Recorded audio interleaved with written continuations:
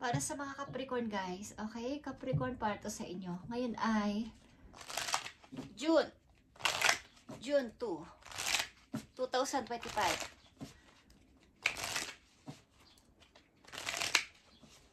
For Capricorn.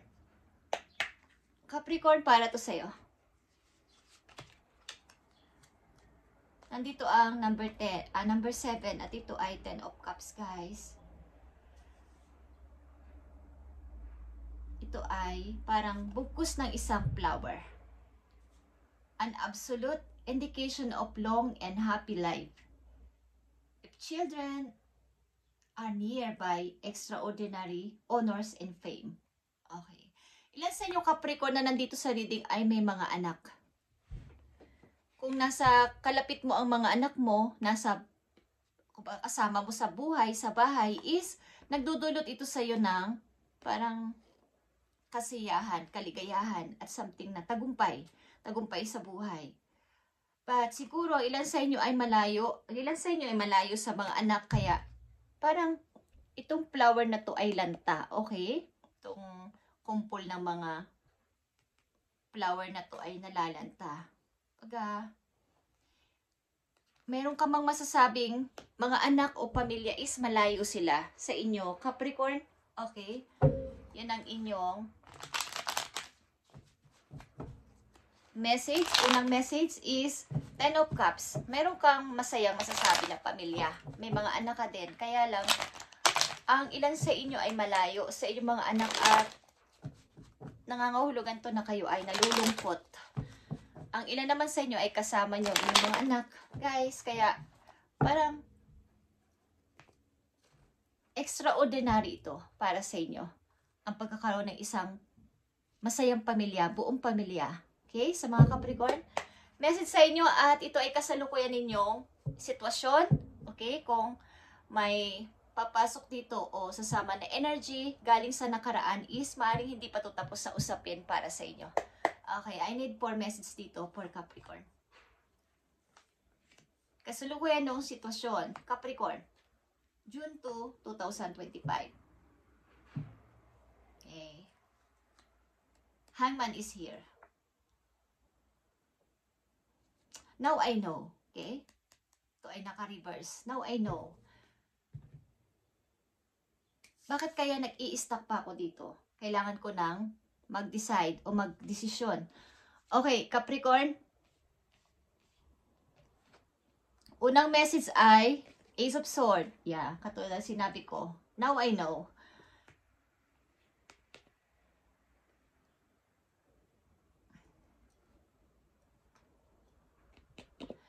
Alam ko na yung totoo.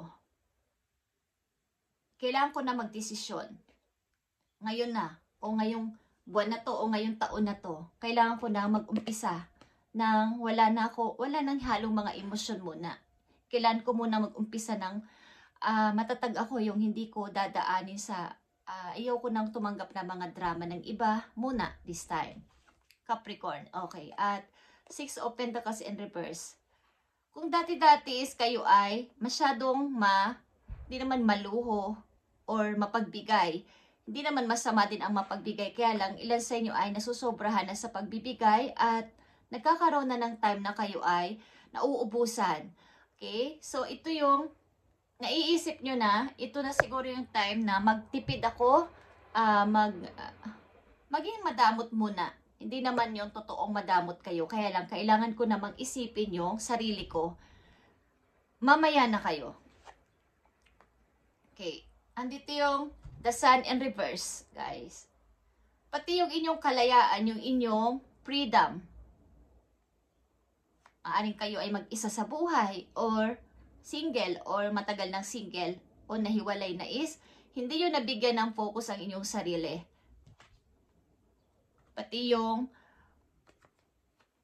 pag-iisip nyo sa future, yung pag-iisip nyo sa mga darating pang linggo, buwan, panahon is, taon is, hindi nyo nabigyan ng pansin. Now, kailangan ko nang gumawa ng practical na decision. At ito ay kailangan ko nang gawin.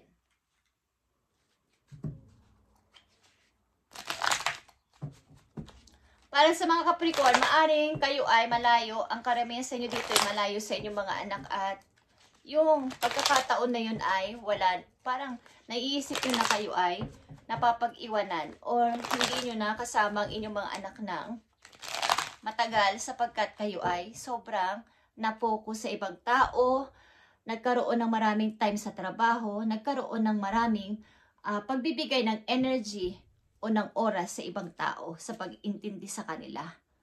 This time, kailangan ko nang maging matigas. Okay? Capricorn, I need 4 messages dito. June 2, 2025. Yeah. Kailangan ko nang magtipid. Kailangan kong ikip ito.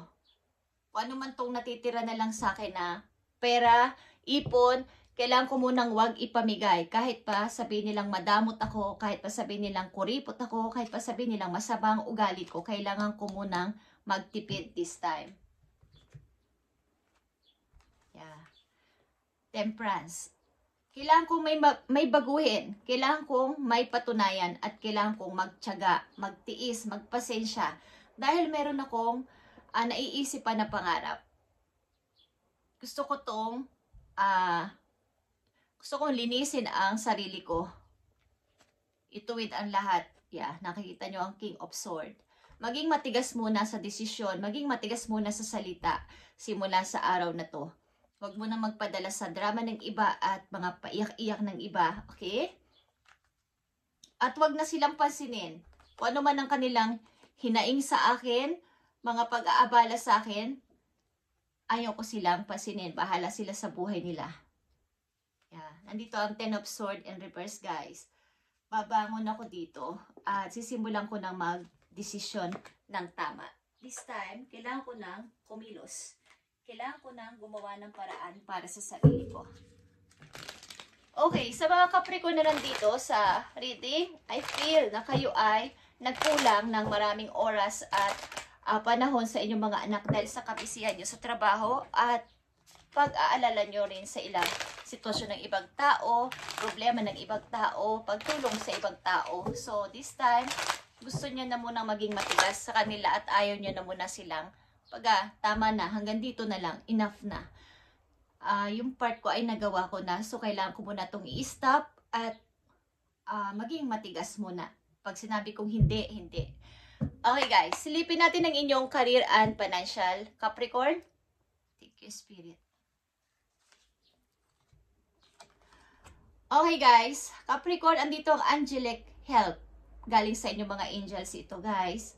A career or blessing is lining up for you. So stay positive and trust. Ang career mo o ang financial mo o ang mga blessing ay kumbaga naka-lining na, nakatutok na sa'yo. So, ikaw ay kailangan mong mag-stay positive.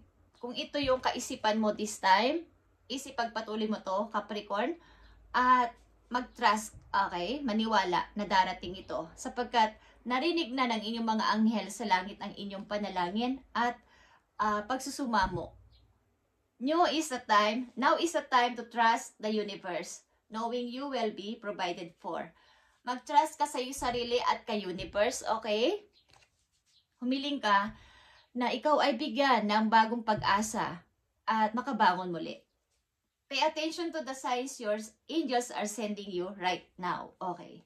Maaaring ngayon na, guys, pag napanood nyo tong video na to o sa mga susunod na araw sa buhay ninyo ay may mga sign kayong matatanggap galing sa inyong mga angels. Ito ay ipapadala sa inyo sa panaginip, sa mga repeating numbers, sa mga hindi nyo maintindihan na sitwasyon. Ito ay sign na may blessing at tataas ang inyong, aayos ang inyong karera. Okay? So, huwag kayong mag-alala. Capricorn, maaaring ang inyong kaisipan ay maaaring nagkaroon ng kaliwanagan at tama na to. Okay? Tama na tong ginawa ko mga sakripisyo sa inyo at pag-aalala sa inyo, pagbibigay sa inyo ng tulong, tama na. Hanggang dito na lang at kailangan ko namang isipin ang aking sarili this time. Okay, Capricorn? Maaaring kayo ay may mga anak, guys. Kaya lang, hindi kayo binigyan ng kahalagahan ng mga to. Hindi ko alam kung kayo ay nasa retirado na mga Capricorn na andito, but hindi kayo binigyan ng halaga ng inyong mga minahal na tao sa inyong buhay. Okay. Tingnan natin. Message pa para sa Capricorn. June 2, 2025.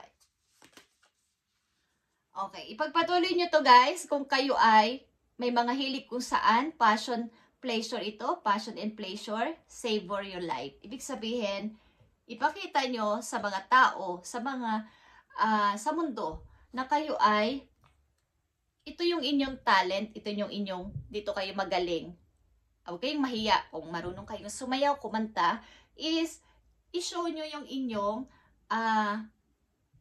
talent sa kanila. Kumbaga, kung sa mga kayo lugar nandoon, ano man ang ginagawa nyo larangan sa buhay, is huwag kayong mahiya na i-explore ang inyong pang nalalaman, guys. Sapagkat baka andyan yung inyong kaligayahan sa puso. Kaya lang, napipigilan sapagkat kulang ang ilan sa inyo sa confidence or tinanggalan ng tiwala sa sarili ng ilang mga tao.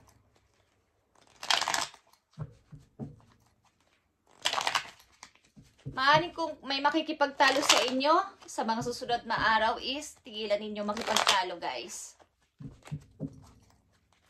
Ilan sa inyo ay mahilig alam niyo yung mag-union, mag-welga. Okay, just saying.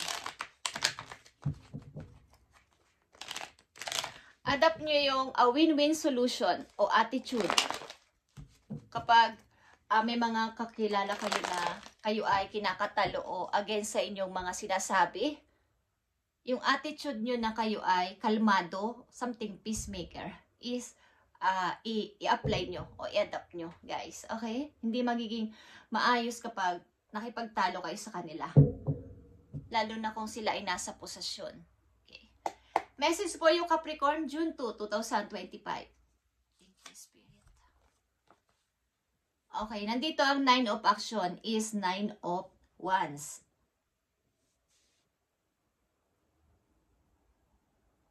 Kailangan ng mga hayop o ng mga ang inyong protection. Okay. Baga, malapit sa inyo ang mga hayop. Nilalapitan kayo nila sapagkat alam nilang sila ay safe sa inyo. Kayo ay mabait sa mga animals. Maaring mahilig din kayo sa nature, Capricorn, sapagkat kayo ay earth sign. Okay? Inihikayat kayo ng inyong Mother Earth na kayo ay maging malapit sa nature, guys.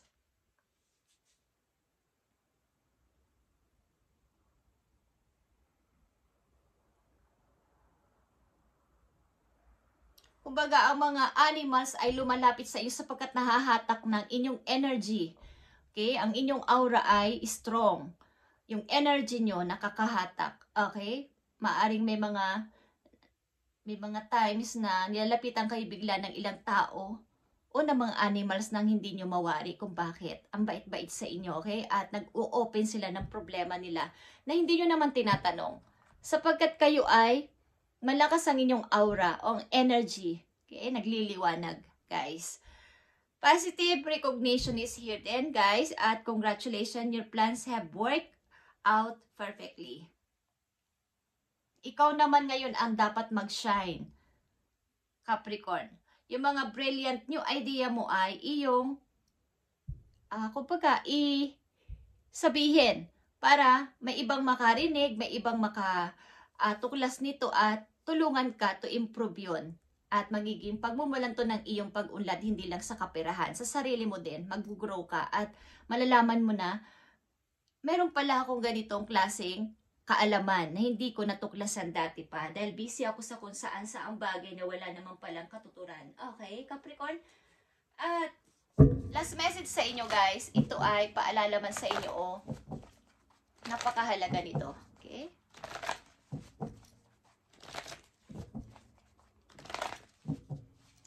Message mo sa mga Capricorn na nandito sa reading, dito sa message, ngayon June 2, 2025. Message mo sa mga Capricorn. Okay guys, Capricorn, base chakra is here. Ito ay prosperity begins. At ito din ay pera. Pera ito guys, base chakra. Number 1, i-manifest nyo to. Okay? Ito ay about sa inyong career din, guys. At ano pa, isa na lang. At nandito ang memories of love. Pakawalan nyo na to, paunti-unti ang memories na to. Ito man ay good or bad na memories. Basta ito ay nakaraan na. Unti-unti nyo nang i-let go o i-release para mapalitan ng bago. Bagamat ito ay inyong minahal o naaalala pa din, is kailangan mo nang i-set aside at mag-start ng bago. Mag-start. Magsimula sa sarili. Okay guys, the sun is here or the light. Ito ay pagsashine nyo. Again, katulad ng sinabi ko kanina, okay? Now, ikaw naman ang dapat mag-shine. Ikaw naman dapat ang sumikat this time. Okay? Capricorn, this is your reading. At itong inyong reading ngayon, June 2, 2025. At pagpalain kay ni God sa araw-araw. Mabuti naman at nagkaroon ka na dito ng kaliwanagan at ipagpatuloy mo to. Maging logic muna this time. Maging matigas muna sa mga humihingi ng kung ano man sa inyo na ikaka-down nyo naman at hindi naman kayo nila matutulungan sa hinaharap. Thank you Capricorn and God bless.